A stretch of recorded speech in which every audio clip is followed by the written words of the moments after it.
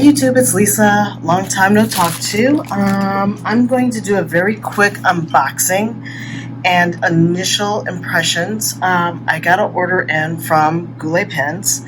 I had a birthday recently, so I treated myself to 2 additional fountain pens to my collection, and so I'm just going to do a very quick unboxing of the things that I purchased. By the way, nothing is sponsored. I don't have enough viewers probably on this channel, but I did buy a couple of items from Goulet out of Virginia, so they're kind of close to me. So of course you get a wonderful, this is probably a sour apple mini, let me see what this is. Oh yeah, that's my invoice receipt. Sucker popsicle. Oh, excellent. I love these these stickers. Okay, so I bought a replacement nib, or an additional nib to one of the fountain pens that I bought. So this is the one that I have. And we'll get into that later. And let's see what else. Oh, and right now Goulet is having a special. So if you buy certain kinds of fountain pens, you get a free ink. So I get a free ink sample for this. I don't need any more ink, but we'll see what happens. I got the Copper Noir, and this is a Mount Verde ink. I only have one other Mount Verde that came with my Anovo fountain pen that I reviewed previously, and I'll put that link below in the description. So let's put those 2 things aside, and here we go. So my first pen that I got is a Conklin. I've never owned a Conklin pen. This used to be an American pen company, but now it's made in, I think, Japan. As Brian Goulet would call it, it comes in a very nice pen casket, really nice stitching. And I got the Cresent fountain pen. I wanted something different than the other fountain pens that I have. Let's just take that out. Gives you a little bit of information about Conklin and the company. Really nice looking pen. I'm very interested to see what happens on buying my very first Conklin. Trying to up my fountain pen game. I don't have that much left to get or acquire when it comes to fountain pens, but I do have a few that I really would like to get. And unfortunately, this one does not have any cartridges. And let's see. Alright, so this is the Cresent feel. Let's go this way. Really gorgeous pen. As you can see, it's got Conklin here in the band and on the banding right here.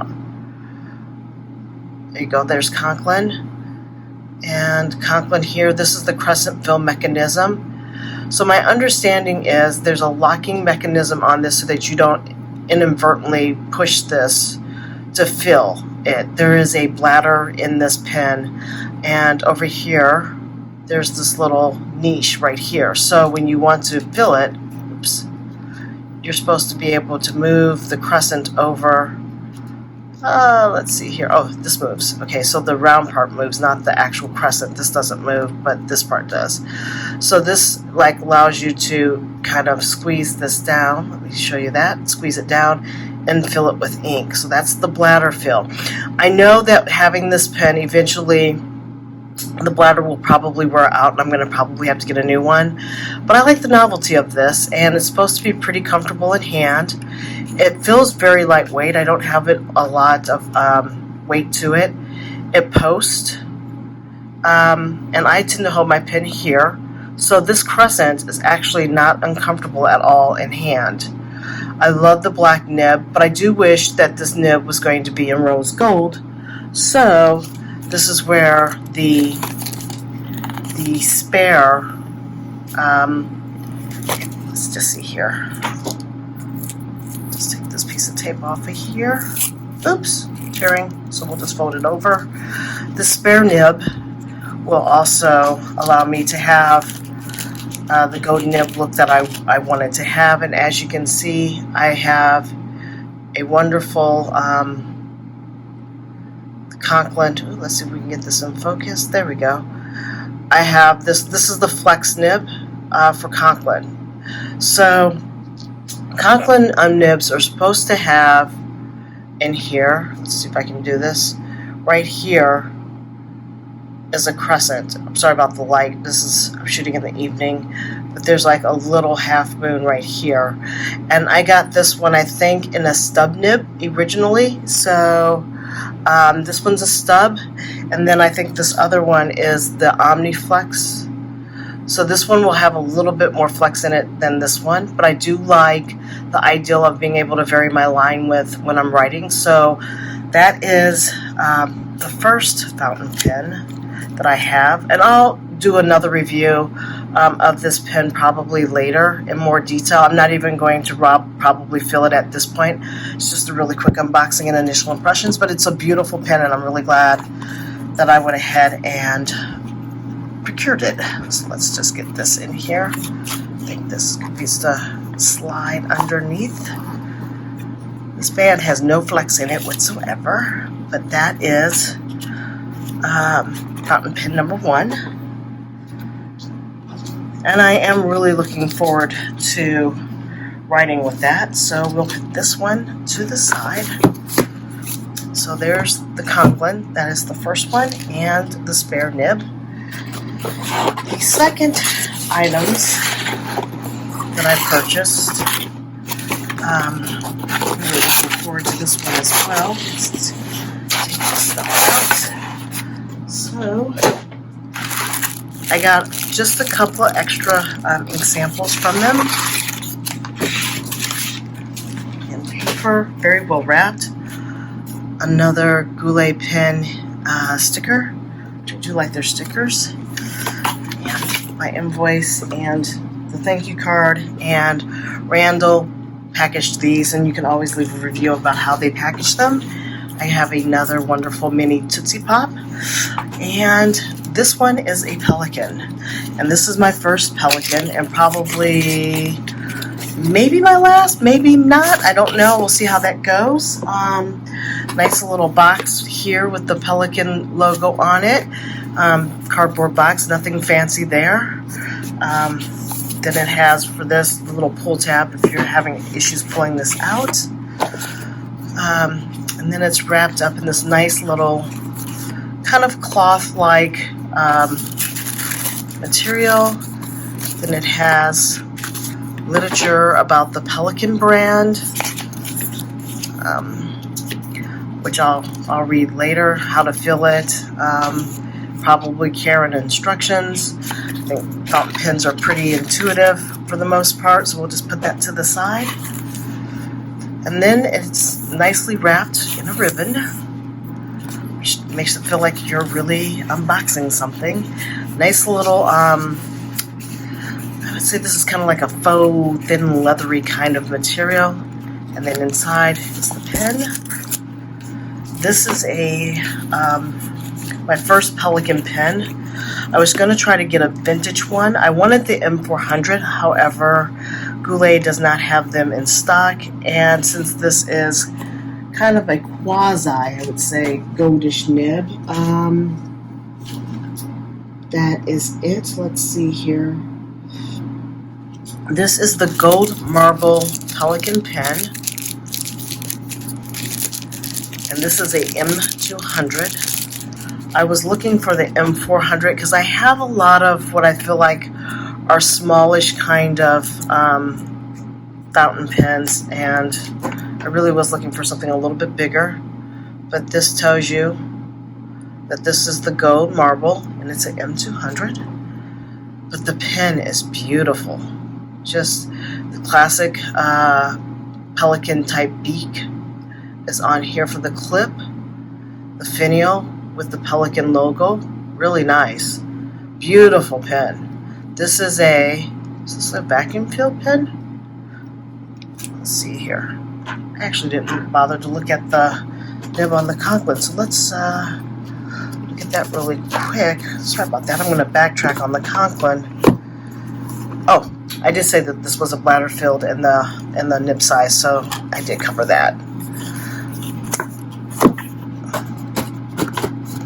So on the Pelikan,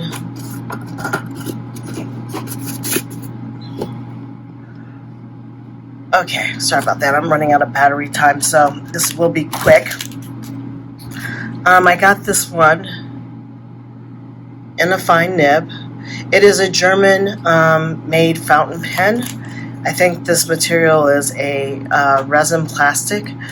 These fountain pens are in the what I would call the well, it's all relative to one's purse strings, but these are not what I would call inexpensive fountain pens. These are kind of on the medium range fountain pens, so they're in the $100 to $200 range depending on what's going on. I think I got this one on special, so I really lucked out. The color is just absolutely beautiful. This right here is supposed to be like a reservoir so that you can see what the ink flow is on this one. And again, this is a medium nib pen. And what I will do is I have a sheet of sketchbook paper here really quick. I also purchased a Noodler's Black Swan ink sample, a Sailor Shikori Shimiyo ink, and the Sailor Ink Studio 931 inks. I will go ahead and swatch out as I straddle my tripod what these look like. I don't think I have. Need to get white cloth here so I can rinse off the nib. I'm really excited about both pens, but in particularly the Pelikan because it's supposed to be a really smooth writing pen. And the Conklin's not supposed to be bad either.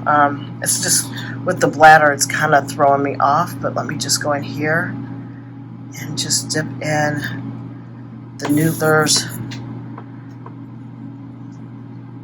Don't have enough ink on here. I always have this problem.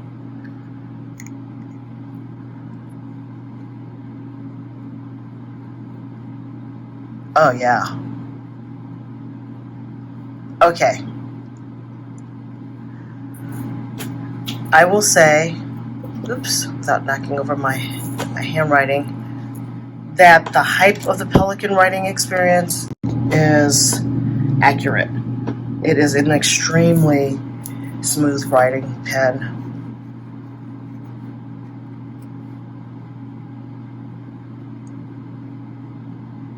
And this ink color is really pretty. I don't know if it's going to come through okay or not, but it's beautiful.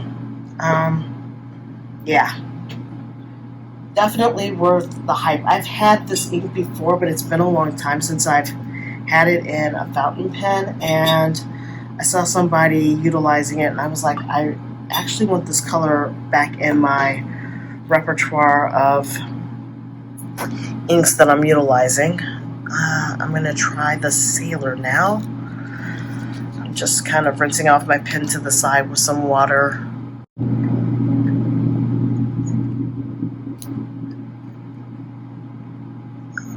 Hopefully I've got enough ink down here.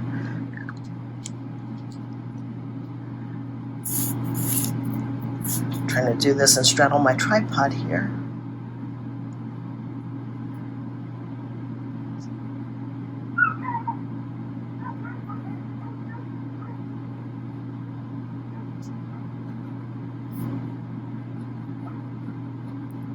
This pen is fantastic to write with, and it's taking to all of these inks extremely well. I'm really looking forward to actually utilizing the Sailor ink in my Sailor fountain pen.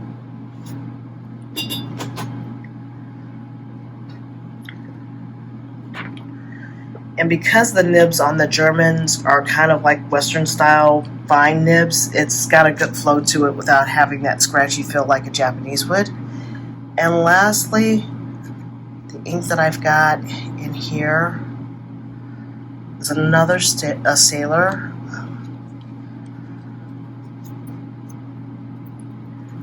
And this is the Sailor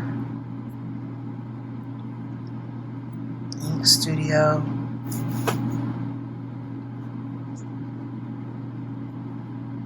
931.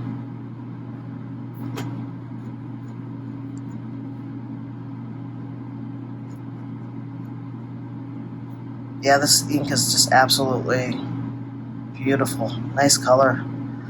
And I've got ink all over my hands. But yes, so my initial impressions for the Pelikan is fantastic. I'm going to have to probably cut this short and do a review for the Conklin after I get more battery power. But thank you for stopping by. If you have any comments, please leave them below. If you like this video, please give it a thumbs up. I really appreciate it. It would help my channel out a lot and let me know that you like the content. Otherwise, take care, stay healthy, stay safe, and have a good one. Bye!